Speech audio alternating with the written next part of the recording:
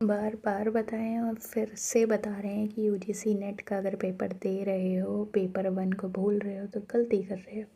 लगातार कहीं पे भी कितनी भी एनालिसिस देख लो, समझ आ जाएगा कि पेपर 1 भी इक्वल इम्पोर्टेंस रखता है। फिर से हम इसके हाई टॉपिक्स बता दे रहे हैं अगर टारगेट आपका अच्छे मार्क्स है तो।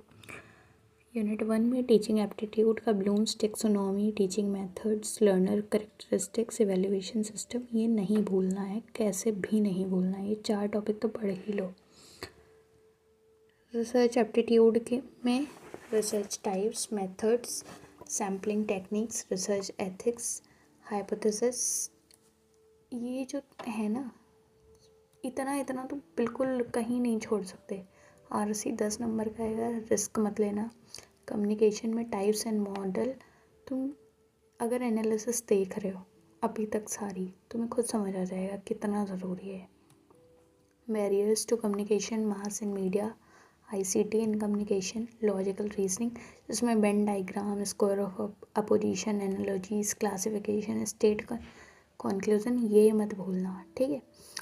ये नंबर सीरीज, कोडिंग, डिकोडिंग और मैथमेटिकल ऑपरेशन, ये सिंप्लीफिकेशन नहीं, प्रॉफिट लॉस वगैरह आ रहा है। SICI, DI एक बार देख के जाओ, ICT में ये नहीं भूलना है। और शॉर्टकट कीज़, MS एक्सेल, ये चीज़ें। इन्वायरमेंट में इसके जो 17 DGS हैं और इसके एक्ट हैं, क्लाइमेट चेंज है, ग्लोबल वार्मिंग है, ये सारी चीज़ें, सारे एक्ट। और हायर एजुकेशन में NEP बिल्कुल नहीं भूलना है। जितनी भी ओपन डिस्टेंस लर्निंग है उनका क्रोनोलॉजी है। कई यूनिवर्सिटीज़ हैं तो उनकी क्रोनोलॉजी है, उनसे कौन कौन सी फिगर्स रिलेटेड हैं, ये सारी चीज़ें नहीं भूलनी। और स्ट्रेटजी बस इतनी बता दे रहे हैं कि प्रायोरिटी रखो टीचिंग एप्टीट्यूड, रिसर्च एप्टीट्यूड।